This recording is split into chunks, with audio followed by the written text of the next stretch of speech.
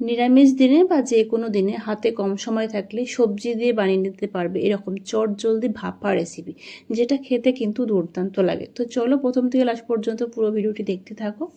তো এই সবজি ভাপা করার জন্য প্রথমত কিছু পেস্ট আমি রেডি করে নেব। এখানে 2 টেবিল চামচ মতো মিক্সার জারের মতো দিয়ে দিলাম পোস্ত, আর সাদা কালো সর্ষে দিয়ে দিলাম 1 টেবিল চামচ মতো।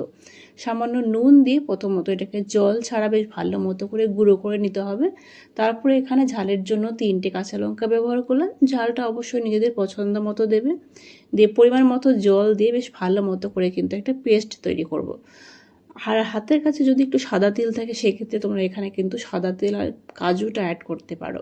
এবার এখানে নিয়ে নিচ্ছি কচি কচি কয়েকটা লাউ পাতা। তবে এটা কুমড়ো পাতা দিয়েও করা যায়, কিন্তু লাউ পাতা হলে সেক্ষেত্রে বেশি ভালো হয়। আর চেষ্টা করবে লাউ পাতাগুলো একদম কচি কচি যে লাউ পাতাগুলো সেগুলো নেওয়ার। প্রথমত পাতাটাকে একটু বেছে নিতে হবে। পাতার মধ্যে কিন্তু আমাদের আঁশ থাকে, তো সেই আঁশটাকে ছাড়িয়ে নিতে হবে। আঁশটাকে ছাড়িয়ে নিলে কিন্তু সেক্ষেত্রে খুবই ভালো হয়। তো একই রকমভাবে দেখো এরকম আলতোভাবে কিন্তু ডোগাটা একটু মাত্র কেটে নিয়ে তারপর টান দিলে কিন্তু আঁশটা দেখো ছেড়ে আসছে। এরকমভাবে আমি সবগুলো আঁশ প্রথমত ছাড়িয়ে নেব। ছাড়িয়ে নেওয়ার পর বেশ ভালো মতো করে পাতাটাকে ধুয়ে নেব। তো সবগুলো আঁশ ছাড়িয়ে নিয়ে পাতাগুলোকে বেশ ভালো মতো করে ধুয়ে নিয়েছি।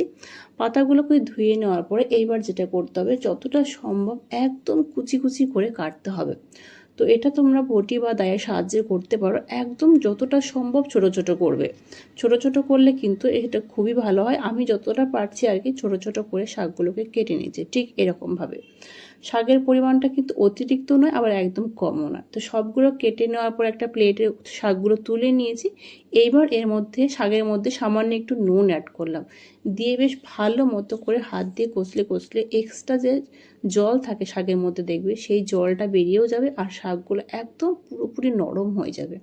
দেখে মনে হচ্ছে কিন্তু এটা একদম পুরো ভাজা শাক, এতটা নরম হয়ে যাবে। এইবার শাক থেকে ঠিক এরকমভাবে এক্সট্রা জল আমরা বের করে এটা সাইডে রেখে দিচ্ছি। আর ভাপা করার জন্য এখানে আমাদের টিফিন বাটি লাগবে। তো এই বাটির মধ্যে প্রথমত যে পেস্টটা রেডি করেছি সেই পেস্টটাকে দিয়ে দিলাম। আর ওই মিক্সার জারটা ধুয়ে এখানে 1 টেবিল চামচ মতো জল অ্যাড করলাম। এইবার এর মধ্যে যেটা করব, আমরা যে শাকটা রেডি করে রেখেছিলাম প্রথমত এই শাকটা দিয়ে দেব। শাকটা দেওয়ার পরে এইবার যেটা করব, দেখো এখানে আমি কিছুটা ছানা নিয়েছি। এটা আমি ঘরে দুধ দিয়েই ছানাটা তৈরি করেছি। এটা জল ঝরাতে দিয়ে দিয়েছিলাম। তো সেই ছানাটা আমি হাত দিয়ে এরকম একটু গুঁড়ো গুঁড়ো করে দিয়ে দিতে হবে। ছানার পরিমাণটাও কিন্তু একটু বেশি হলে খেতে ভালো হয়। যেহেতু লাউ পাতা আছে সেই ক্ষেত্রে ছানার পরিমাণটা একটু বেশি হলে কিন্তু খেতে ভালো লাগবে, তবে একটু কম দিলেও হবে। তো এখানে কিছুটা ছানা আমি হাতের সাহায্যে এরকম গুঁড়ো করে দিয়ে দিলাম। আর পরিমাণ মতো দিয়ে দিচ্ছি নুন, আর সামান্য একটু হলুদ গুঁড়ো। এইবার যেটা দেব সেটা হচ্ছে কাঁচা সর্ষের তেল। তেলের পরিমাণটা একটু বেশি করেই দেব। দিয়ে সব কিছু বেশ ভালো মতো করে মিশিয়ে নেব। চাইলে এখানে একটু মিষ্টি অ্যাড করতে পারো, সেক্ষেত্রে আরোই ভালো লাগে। যাই হোক সব কিছু বেশ ভালো মতো করে মিশিয়ে নেব। ঠিক এরকমটা হবে মেশানোর পরে। তবে এখানে একটু জল লাগবে, এতটাও কিন্তু ঘন থাকবে না।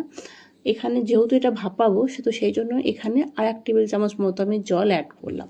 অতিরিক্ত কিন্তু জল দেওয়া যাবে না। আর শাকের মধ্যে যে এক্সট্রা জল ছিল সেটা তো আমরা ফেলেই দিয়েছি, সেই জন্য এখানে 1 টেবিল চামচ মতো জল দিয়ে দিলাম। দিয়ে বেশ ভালো মতো করে মিশিয়ে নিয়ে এইভাবে চামচ দিয়ে আমরা এটাকে চারদিকে একটু সেট করে দেবো। সেট করে দেওয়ার পরে এবার যেটা করব, দেখো এবার এখানে 2টো মতো আমি কাঁচা লঙ্কা চিড়ে রেখেছি সেটা দিয়ে দিচ্ছি উপর থেকে। প্রথমত পেস্টে 3টা দেওয়া হয়েছে, আর চিরা কাঁচা লঙ্কা আমি 2টো দিয়ে দিলাম। এইবার টিফিন বাটিটা বেশ ভালো মতো করে কিন্তু বন্ধ করতে হবে। এটা যেন বেশ ভালো মতো করে মানে টাইট হয় আর কি, বাটিটা যেটা আমাদের ভাপাবে যেন লুজ না হয়।